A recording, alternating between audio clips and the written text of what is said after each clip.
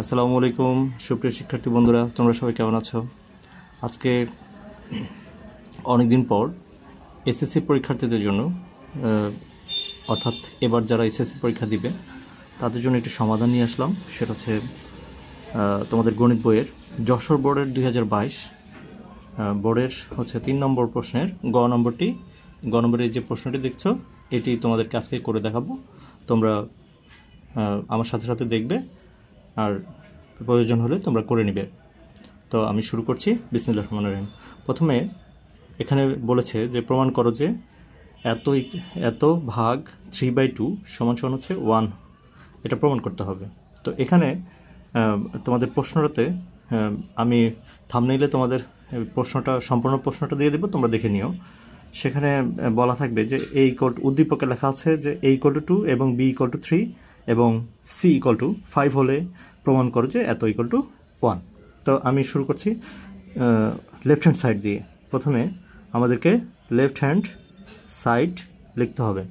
তো left hand side লিখে প্রথম যে কাজটি করতে হবে, অঙ্কটি আমরা বাম পক্ষের সম্পূর্ণ অঙ্কটি আমরা তুলে নেব, অর্থাৎ এই 3/2 পর্যন্ত আমরা অঙ্কটি তুলে নিচ্ছি।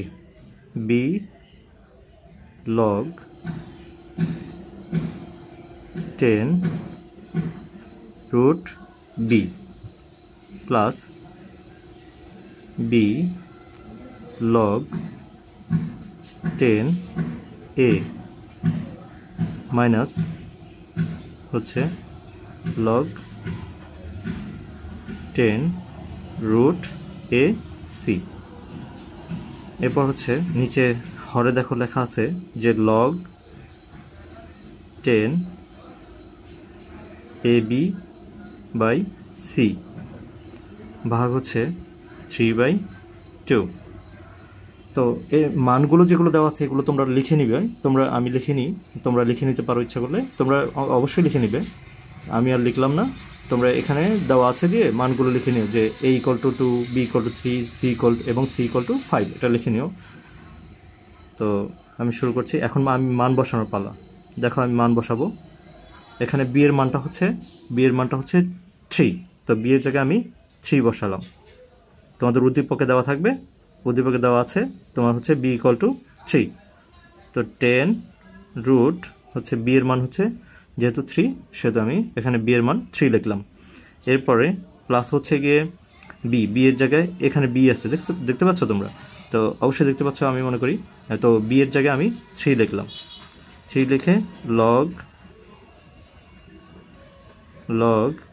10 এর জায়গায় 10 লিখলাম। এই 10টা হচ্ছে মূলত বেজ। তো এর মানটা আমরা এখন লিখব। এর মানটা হচ্ছে 2। এর মানটা 2। তো 2 এর জায়গায় 2 লিখলাম মাইনাস log 10 root ac।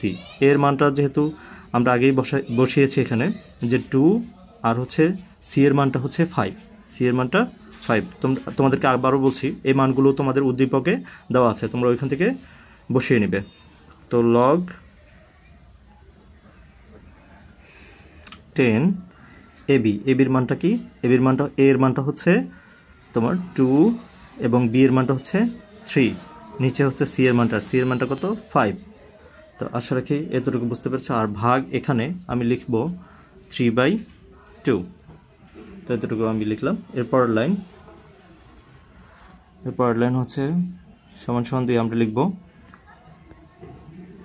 আগে প্রথমে দাগটা দিয়ে নেই, তারপর হচ্ছে 3 log এর জায়গায় 3 log লিখে রাখবো। 3কে √3 কে আমরা কি লিখতে পারি?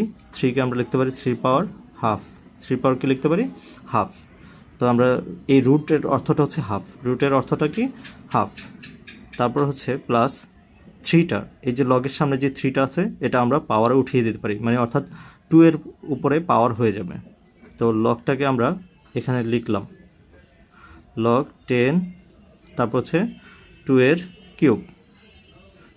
কিউব। তো এটা আমরা লিখলাম। এরপর হচ্ছে মাইনাস, এই যে এখানে মাইনাস আছে মাইনাসটা লিখলাম। এরপরে আবার লগ লিখব। log 10 রুট হচ্ছে 5 গুণে কত? 10, অর্থাৎ এই 2 আর 5টা গুণ করে দেবে এখানে 5 গুণে 10। এরপর হচ্ছে ভাগ 3/2, এরপর হচ্ছে লগ 10, 3 দুগুণে 6, অর্থাৎ এই 3 আর 2 গুণ করে ফেলতে হবে যেহেতু এদের মাঝে গুণ সম্পর্ক। 3 দুগুণে 6/6/5, তো আমি 6/5 পর্যন্ত লিখলাম। এরপরে আমাকে যে কাজটি করতে হবে সেটা হচ্ছে লগ 10 3 এর পাওয়ার হচ্ছে হাফ।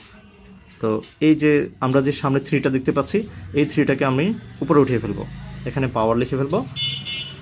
তো এরপর হচ্ছে প্লাসের জায়গায় প্লাস, অর্থাৎ এই কাজটা আমরা করেছি ঠিক এই যে আগে আমরা যে 3টাকে আমরা এখানে উঠিয়ে ফেলেছি, 2 এর উপরে পাওয়ার নিয়ে এসেছি।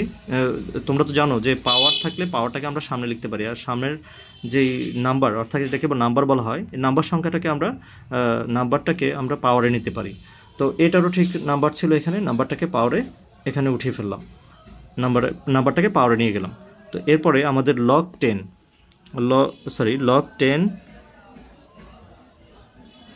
10 লিখে 2 রে কি লেখা যায়, √4 লেখা যায়, আর এটা পাওয়ারে 3 থাকবে, পাওয়ার 3 থাকবে।